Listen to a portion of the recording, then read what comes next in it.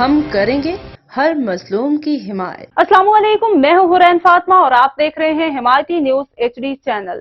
نظر ڈالتے ہیں آج کی اہم خبروں پر۔ نگراں وزیر اعظم کی عالمی اقتصادی فورم کے اجلاس میں اہم ملاقاتوں میں نگراں وزیر اعظم نے موسمیاتی تبدیلیوں، تجارت کے فروغ اور غزہ کی صورتحال پر تبادلہ خیال کیا۔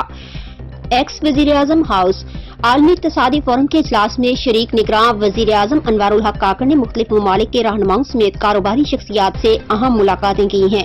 سوئٹزرلینڈ کے شہر ڈیوس میں جاری اجلاس کے سائیڈ لائن پر نگراں وزیر اعظم کی امریکی صدر کے معاون خصوصی جان کیری، سری لنکا کے صدر رانیل وکرما سنگھے اور لبنان کے وزیر اعظم نجیب میقاتی سے ملاقاتوں میں موسمیاتی تبدیلیوں، تجارت کے فروغ اور غزہ کی صورتحال پر تبادلہ خیال کیا گیا۔